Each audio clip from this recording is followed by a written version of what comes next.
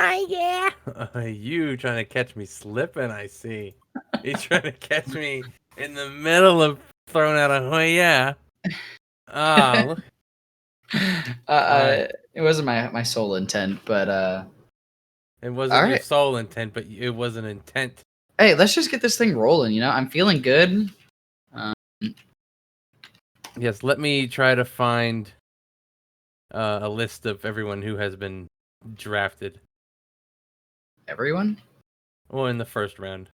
Yeah, we only care about the first round. We only care about the first round. I care about rounds 2 and 3 and 4.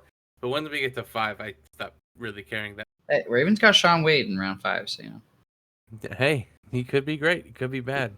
I hope we just don't let him on the outside.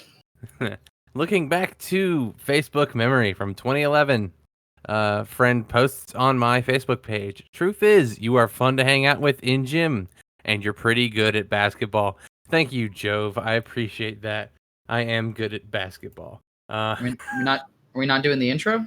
I was just saying that, and I'm in my voice, so it's fine. Oh, I thought you were like trying to act like we had comments to read. We were doing a mailbag. No, well, I can do that with my Facebook memories. No, I like that. all right. Whenever you're ready, I'll go ahead. I'm okay. I'm ready whenever you are, sir. Alrighty. Ladies and gentlemen, welcome into our sports podcast. This is our post NFL draft podcast where we're gonna be covering round 1 and the results of those 32 picks. I had a wonderful time, and I'm looking forward to talking about it. Today, with me on the podcast is my co-host Matt. Hello, I'm excited and also kind of sad about how the first, specifically the third pick went. I'm sure we're gonna have a lot of discussion about that. And actually, with all the quarterbacks, they all ended up in pretty good locations. The Raiders, had their interesting pick, and you go down the lines in our team, and I think that both our favorite teams got some good picks on where they stayed. So I'm excited to just go through it and hopefully not spend too much time on the boring ones, but we'll see. Yeah, exactly. And with that, we'll go ahead and we'll pop off with the Jags. Trevor Lawrence. I'm not really going to mention anything here because this was obvious and it's boring. But I did see some woman pretend to be Trevor Lawrence on Twitter and Instagram and whatnot. And a lot of people believe that the Jaguars flew him commercially to Jacksonville, which I think is hilarious. Yeah, that man was definitely on a private jet. That man is the king of Jacksonville right now. They call it Trevor Town already. He hasn't even he stepped foot in there 2 days ago. They already call it Trevor Town. It can be Trevor Town for all I care. He is the sensation of the day. So yeah, easy enough. Give that an A. I don't want to grade all of them, but that one's yeah, that was a good one. At number 2, we have the Jets picking Zach Wilson. I like it. It's whatever. I think again, high upside. There's not really no need to get into the analysis. I like the pick there. It's fine. They need a quarterback. Yeah, hey, I'm with it.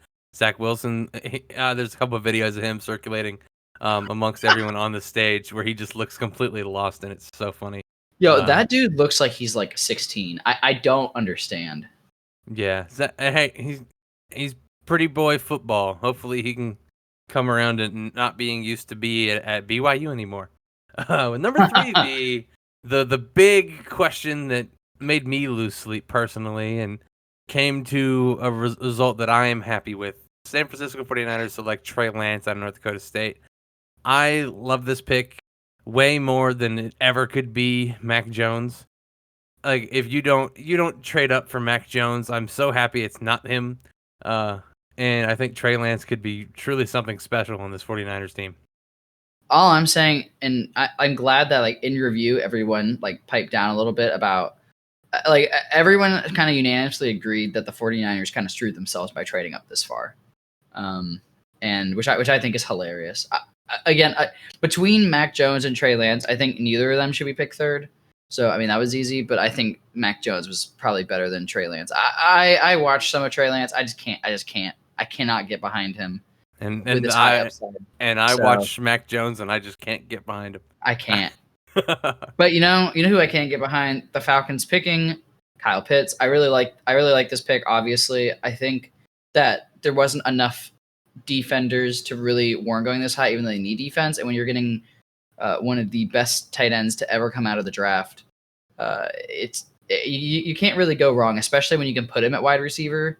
But it seems like they're going to put him at tight end because I saw that they declined Hayden Hurst's option. So it seems like they're going to keep their wide receiving core intact. There is rumors they're going to trade Julio, which I'm sure Christian is quite excited about because he's one of the teams in there, the Titans. But yeah, so yeah, no, I do think Kyle Pitts is going to be a tight end. I don't know. I'm on a website that lists him as wide receiver. But he's a tight end. Even if he was a wide receiver, he'd still be the number one. But he's a brief audio interruption. Welcome back to your regularly scheduled programming. Kyle Pitts is pretty good. Highest tight end to ever be drafted in recorded draft history, which is really cool. But with that, we will move on to number 5, which is what I thought to be a pretty contested pick here, with the Bengals picking Jamar Chase out of LSU to reunite with Joe Burrow, provide him a number 1 target and the best wide receiver in the draft. Incredible athlete. He's going to be incredible paired with Joe Burrow. They already have the chemistry, which is one of the most difficult things to pair up with a quarterback and a wide receiver. And I think they're ready on the jump. I kind of do. I'm not sure if I wanted them to pick tackle here or not, but I like the pick. Yeah, I mean, I think it's fine. I think that they have enough talent on their wide receiving core to take a wide receiver in the second round and just take the tackle here, take the best tackle here. But I mean, it could work out. I think it was a win-win either way. So I think that they can get I think they got a decent tackle late. So it's fine. Doesn't really matter too much. But with number 6, we have Jalen Waddle. Interesting pick, I will say. I'm surprised they didn't go Sewell here. I'm not exactly sure why they didn't. But I guess they see that upside with Jalen Waddle. Everyone gets kind of fascinated with the speed. But yeah, that's my thoughts on Jalen Waddle. Yeah, I love Jalen Waddle. I think this is a great pick for the Dolphins, who are closer than everyone thinks to being a contender in the NFL, in my opinion. And you just pair up the route running reliability, stability that Devontae Parker gives you, with the dynamic and explosion that Jalen Waddle gives you with Will Fuller going over the top. I think that this could be an air raid coming soon from the Dolphins, who don't have a running back, so they're pretty much counting on the passing game. That and we'll see if Tua can't succeed with all of these weapons, then I'm not exactly sure if Tua is your guy, but hopefully he is. I would love to see Tua succeed and then for them to be, playoff contenders. Definitely. That'd be a lot of fun. Moving on to the next one, we have some considered to be a steal, with Penei Sewell dropping out of the top 5 and going to the Detroit Lions at number 7. He lost the draft in that he has to go to Detroit now. But Penei Sewell is a really good Dan Campbell guy, football guy, mean, nasty, everything you want in a player on the line you got in Penei Sewell. And he'll have that for the next 10 years in Detroit, which is good to pair off with Jared Goff and the next quarterback that's going to come in the next 2 years. Yeah. Yeah, there's not much more to say about that. I'm just going to move on to J.C. Horn because I got more to talk about. It's actually really interesting, like just by how the draft fell that he ended up here. They got Sam Darnold. The Panthers got Sam Darnold.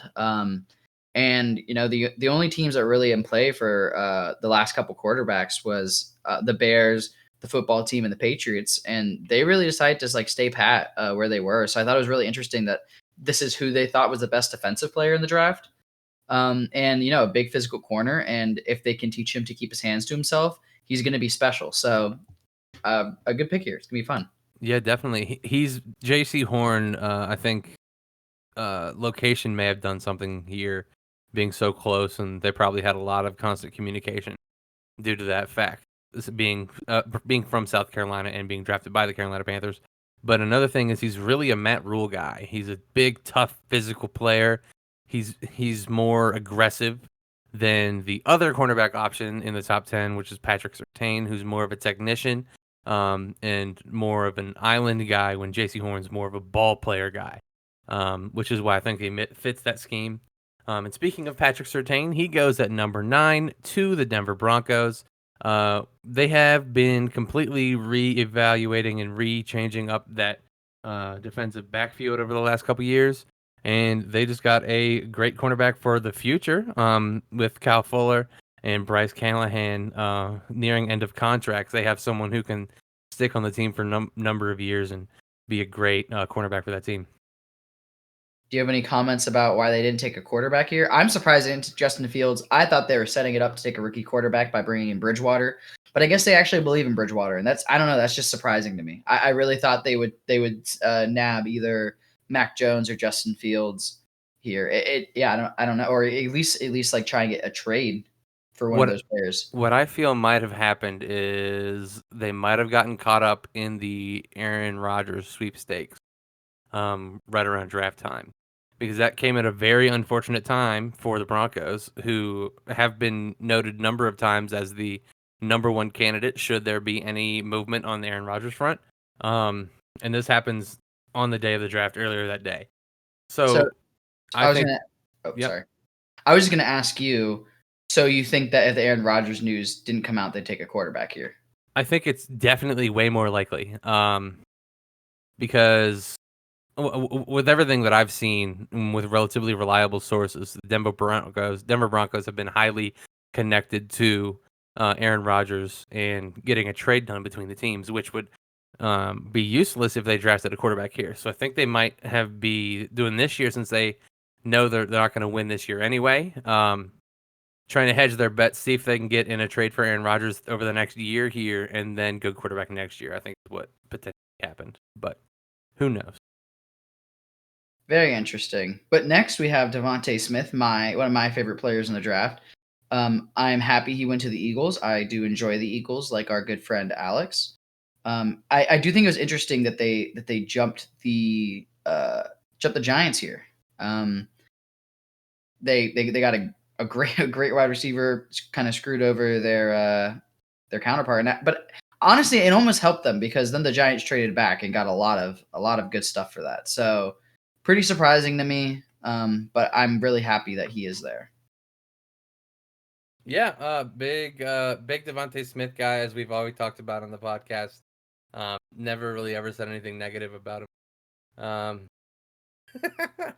I think he'll do all right in Philadelphia. I think, this was the beginning of the trend of this is the third instance of the reuniting wide receivers with quarterbacks, and I think that Devontae Smith has an opportunity to bust out and be really good in Philadelphia. I just don't trust their offense yet. It could be something great. When we're talking about offense, unfortunately, the Chicago Bears now have a quarterback on their roster, because they traded up to number 11 from 20 to select my favorite quarterback in the draft, Justin Fields, at number 11 from Ohio State. This is definitely Ryan Pace and Matt Nagy clawing and reaching from the depths of hell, trying to save their careers. But hey, Justin Fields lands on a competent team with questionable play calling, but a good organization overall, and is poised to potentially break out and be a starter from day one. Yeah, if they're able to, they got Tevin Jenkins later on. If they're able to, really create a good kind of running offense, maybe less so than that of the Baltimore Ravens, but maybe something along those lines. I mean, you're talking about a real serious threat to do some damage in the NFC. So it's pretty exciting. Hopefully he pans out and they take the red rifle out of there and let him play, because he was, one of the more pro ready prospects. So and should have gone to the 49ers. Yep.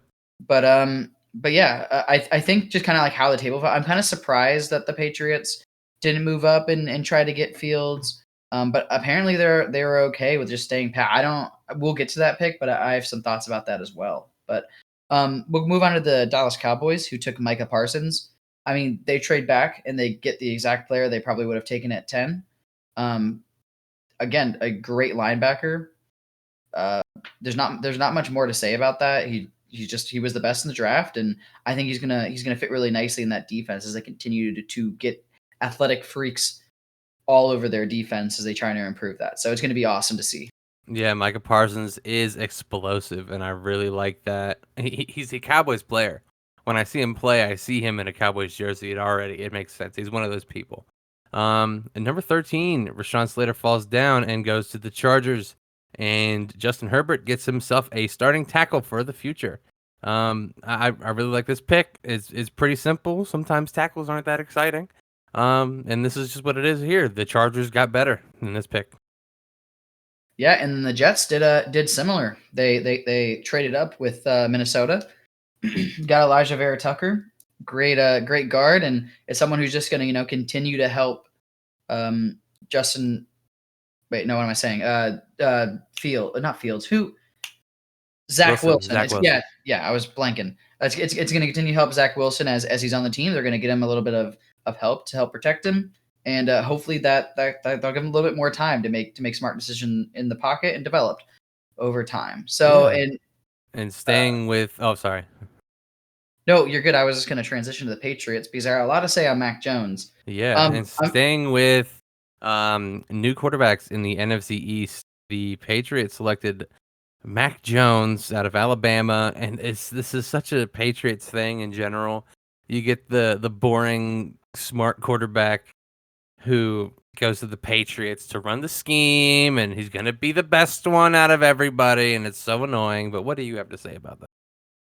I was going to say I don't think that the Patriots pick him if he's gone. I don't know if that they were actually sold on a quarterback. I think that they were just going to sit where they were, not trade away their future at all. And I think Mac Jones literally just fell to them. I think if he went earlier to, let's say, the football team or anything like that, or if the Broncos actually want a quarterback, or maybe the Panthers wanted one and he was taken instead, like I think that they would have been fine with it and just maybe taken someone like Zaven Collins or one of like Kwity Paye or maybe a Kadarius Toney. So like I honestly feel like this is a pick that just fell in their laps, and he was probably the highest on their board at that point. And to my knowledge, they got the pick in very, very quickly. So I think they're happy with their pick, and I don't think he's gonna be as good as Tom Brady. Let the record state, but I'm a big Mac Jones guy. I like him. He's got womanly hips, as one of my friend's dad said. So. All right, but next if you don't have anything else to say on that, we have Zaven Collins with the Arizona Cardinals, 16. Yeah, I think this was. I don't like how big he is. I get that he's still athletic, but he's probably gonna be a good fit. A good what's the word? Lightning and thunder. They got Simmons to be the lightning and him to be the thunder. So I think it was a great situational pick for the Cardinals to do. I think this is really going to solidify their defense. It gives them, they already have that quick person to stop like those outside runs and outside zones and all that. And then you get someone who's going to come and run downhill when it's time. And it's pretty exciting for their defense. I know they got a lot of old people. They're kind of like the retirement home right now, but they're probably going to have a much improved defense and a much improved offense. I really love this pick. Zaven Collins was one of my favorite prospects this year. And he is a perfect fit on the Cardinals defense. And I do think he has potential to be defensive rookie of the year. And to show how much I believe in that, if you, whoever's listening to this, go right now, look up Zaven Collins draft call video. This dude is ready to hit the NFL. That is so passionate, so fireful. I absolutely love it. That's one of my favorite picks in the draft. And now, contrasting that, the Las Vegas Raiders smoked crack again. And they chose Alex Leatherwood, my 6th or 7th tackle. They take him 3rd tackle in the draft at number 17. This was Matt's surprisingly drafted early player in our superlatives, which good job with that. And I see him, he's a way better run blocker than a pass blocker, so we can see the direction they might be heading. But I can name 2 or 3 tackles I easily take before this one at 17, which is, what the Raiders do. They take people that they want and screw draft philosophy. Yeah, I heard Mike Mayock talking about this pick in an interview, and he was saying that the scouts really like this player and that the coaches really like this player. And so therefore, it was a no-brainer for him to select Alex Leatherwood. Take that as you will. I mean, I think that one of their picks will turn out fine because it's kind of how it works. And I think you mentioned this during the draft, Christian, is like that they picked Morrig like in the 2nd round. And so like if they would have just swapped those picks, everyone would have been cool with it. Mm-hmm. But because they did it this way, everyone's like, no. But yeah, I mean, like I think it's a fine pick. It's offensive tackle is really hard to like project in general, especially when there's a lot of bunched up. But hopefully he gets a lot better with his pass blocking. And there's already they got 2 good running backs there, so they're probably going to become a run first offense, which should be a lot of fun. But next we have my favorite defensive player, Jalen Phillips, and he went to the Dolphins. A perfect situation for both the team and the player. It's really, he's from Miami. He's going to play in Miami. I guess he's not really from Miami, but whatever. he played at Miami, and I was going to play for the Dolphins, and he was a really big need for their team, so it's good spot there for him. Yeah, and the same website I'm looking at now, I'm not going to mention the name of it because this is getting embarrassing, that previously listed Kyle Pitts as a wide receiver, also has Jalen Phillips listed as the cornerback from Virginia Tech. So unfortunately, What they're website are having you on? it's a website I'm on roughly every day. So Draft Network has it. Oh yeah, dude, they be wiling out. I love this website, but this is not a good look for them. But Jalen Phillips, yeah, top edge. I'll give him that. I am scared to draft him because I will reiterate this until the day he retires. Once again, I'm scared of drafting a player who just retired in the last year, and then came back. I'm not willing to hedge a first round bet on that, but he's a great player. He has all the physical tools to be the best defensive end in the draft. And speaking of a little bit more reliable pick here, we have Jamin Davis going to the Washington football team, linebacker out of Kentucky. He's a military guy. Ron Rivera loves his military guys. He's a smart. He's a culture guy. He does it all. He's really quick. I think he's going to be he's going to be good. He's never going to be great. He's going to be very underrated.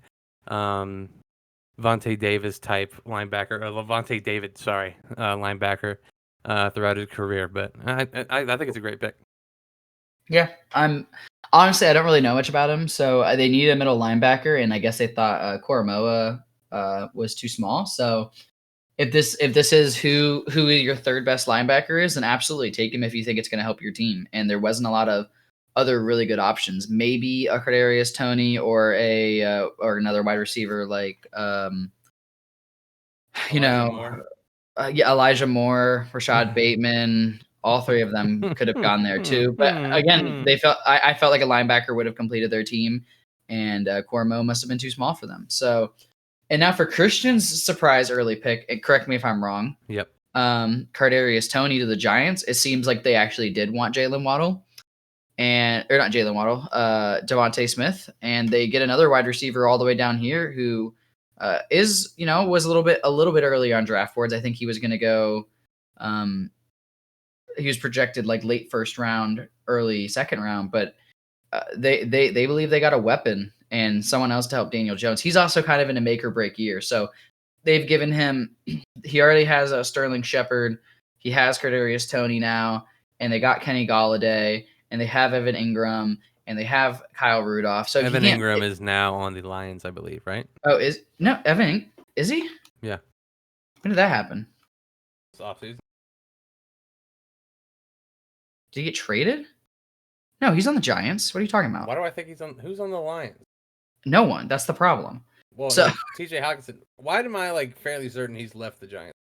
No, I mean everything I have says that he's on the Giants. I'm just smoking crack. Yeah, you are smoking crack.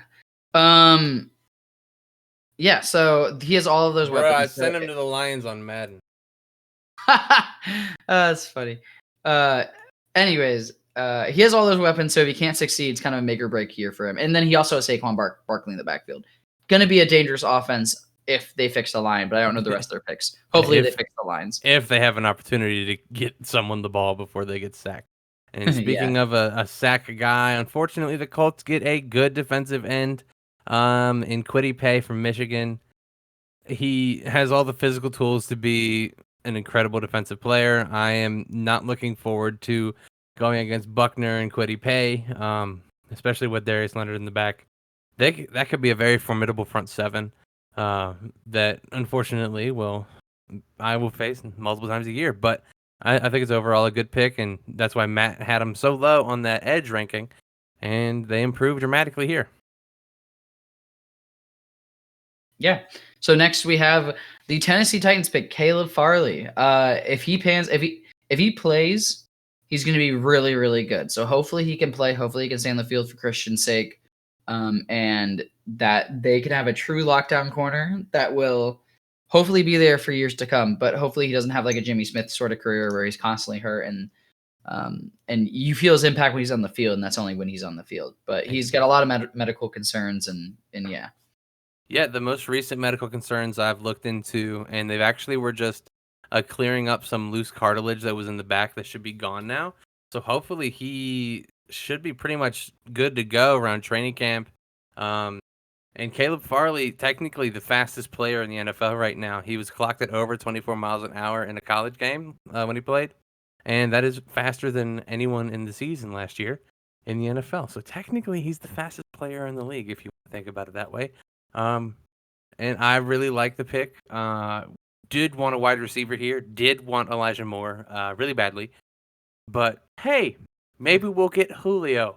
Moving on to 23, we have Christian Darrisaw, the man who has my namesake, going to the Minnesota Vikings at 23. This is a steal, in my opinion. I had Christian Darrisaw up with the likes of Elijah Vera Tucker and Rashawn Slater, not being far off from those two.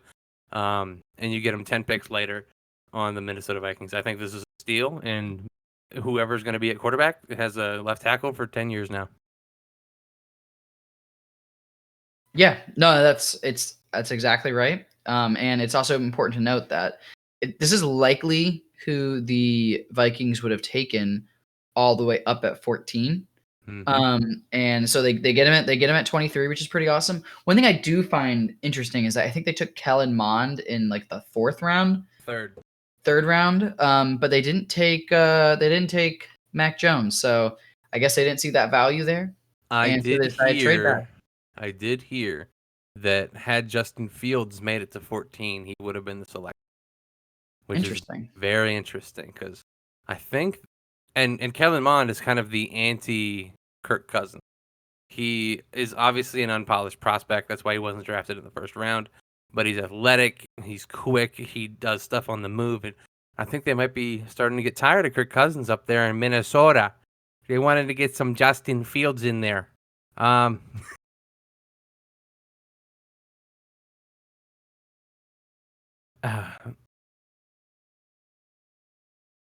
is this?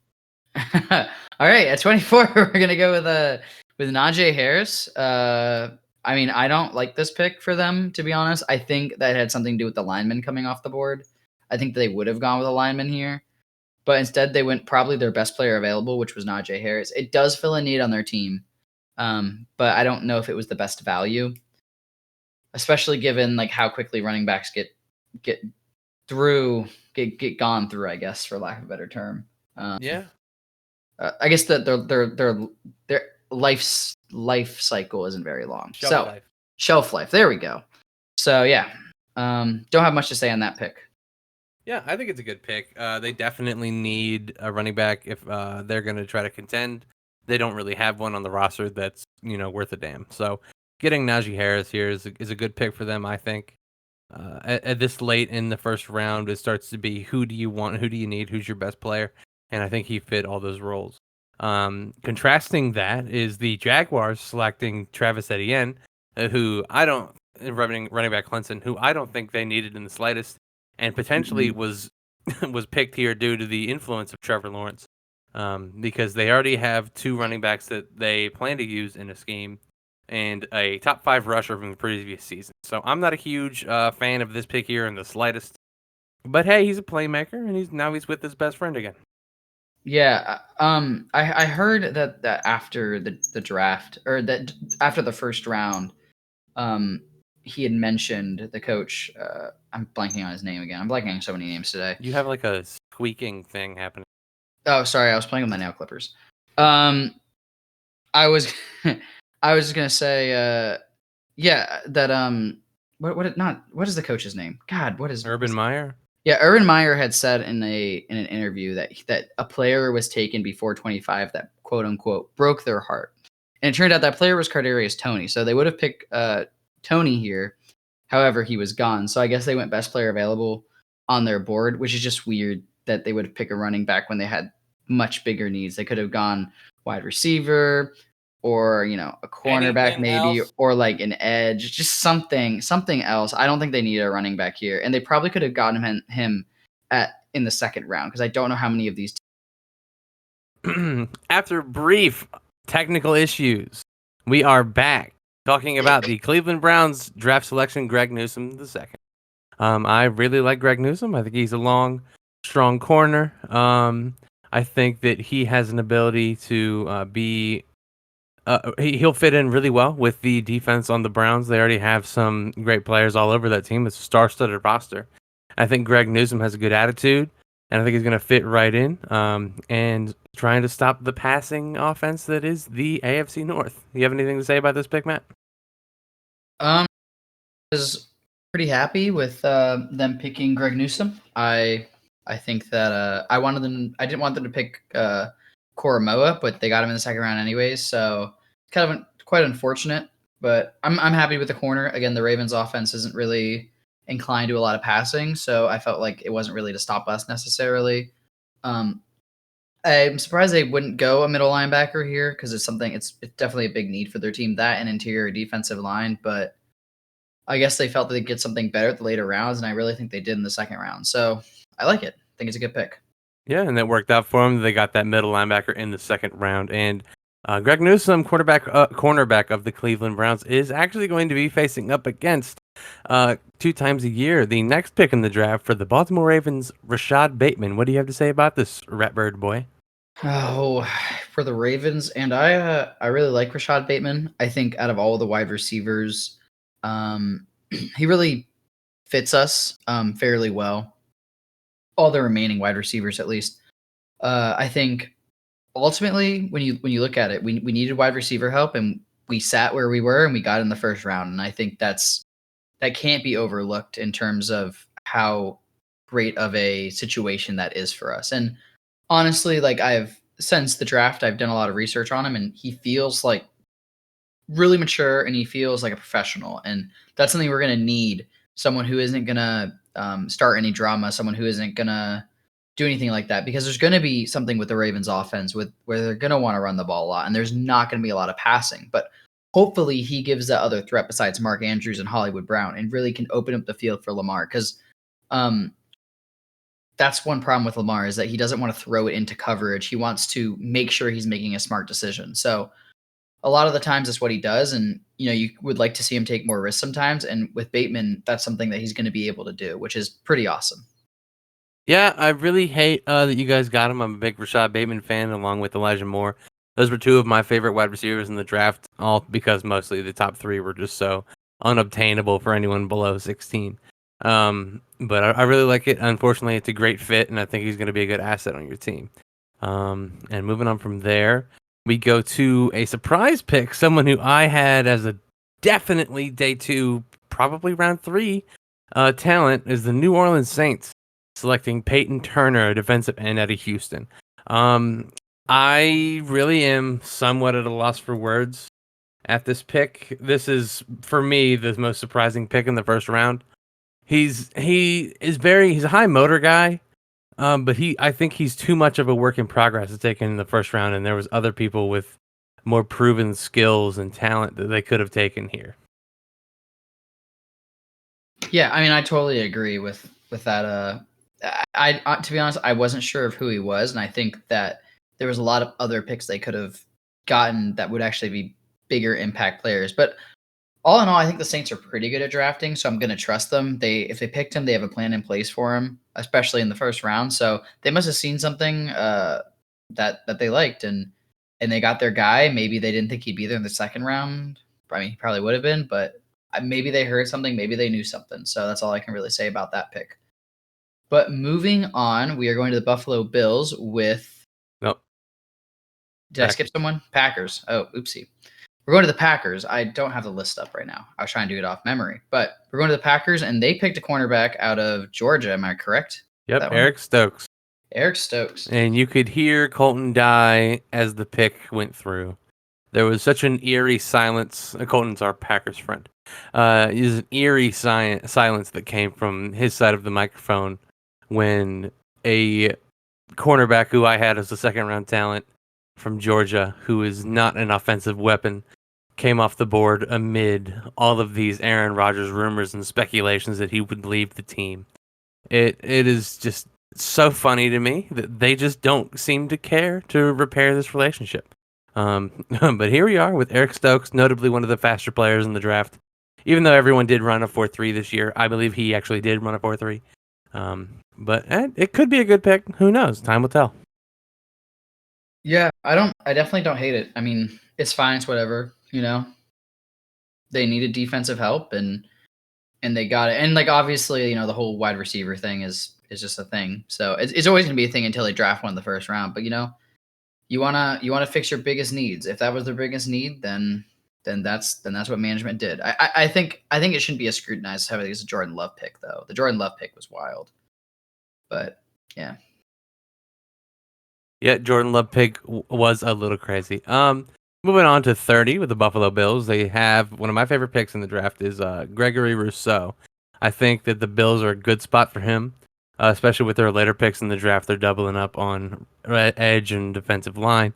I think this is a good pick. They need edge rush help very badly. He is one of the upper end developmental prospects. He can turn into a monster, and the Bills are an incredibly coached team. So I think that he's going to end up being very good over his career after some growing years in year 1 and 2. Yeah, I was actually worried the Ravens were going to get him. I'm not that high on him. I think that ultimately, and also that's because I'm a Bills hater, but that's besides the point. Um, I think that in terms of his ability, it feels like he's not dominant in any facet of the game, which is a problem for me. But I think like once you get into these sort of pass rushers, outside of the top couple ones, you're gonna start. Well, actually, this draft was pretty. No, none of them really had elite traits besides Jalen Phillips, and even then, he had big question marks with him. So none of them really had like elite traits, and it just feels like, hey, if you do him right, he's gonna do well. But I mean, he is a big man, and he moves crazy for someone who's as big as he is. So, and he was also coached by Calais Campbell. So hopefully he can, take some of his skills and really, really show them.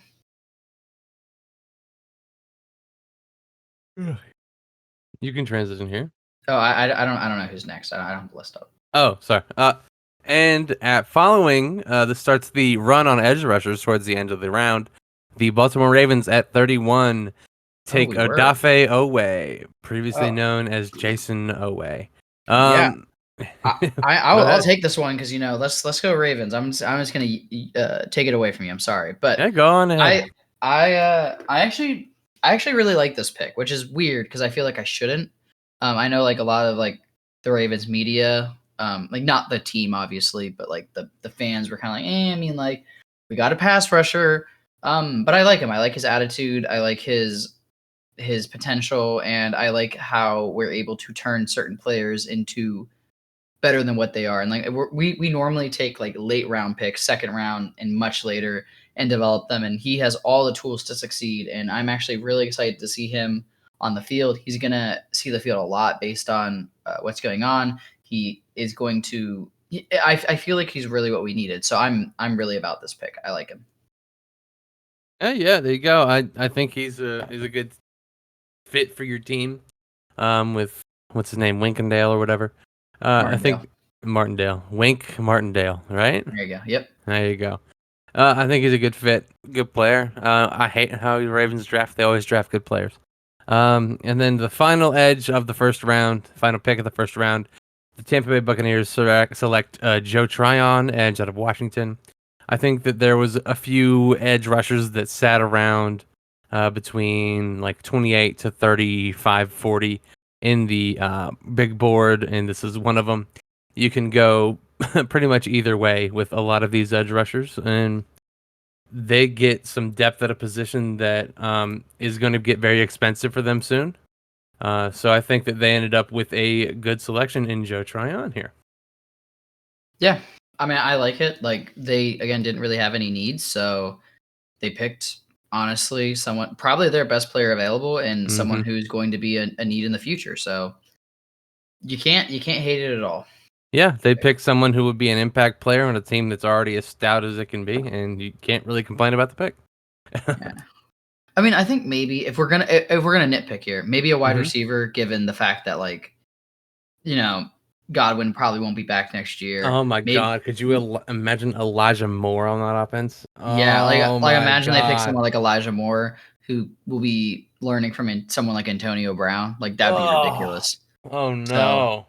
um, They've I mean, made they the could have done wrong that, but pick. they literally couldn't have. I don't think so. I think they literally couldn't have gone wrong. They literally could have picked anyone, and it would have been the right pick, given that it was considered a first round talent. So, 30 teams had the wrong pick. They all passed on Elijah Moore. oh my gosh. Oh, Well, I guess the Seahawks and the Texans didn't have a choice, so you're wrong. oh, you're right. 2019. All right. Well, do you have any closing remarks on Yeah. the very extended podcast? Yeah, this is a little weird. We had a little bit of a recording delay and kind of messed up the vibe and the juju. But we were close to finishing, so we wanted to finish it out. Thank you for listening.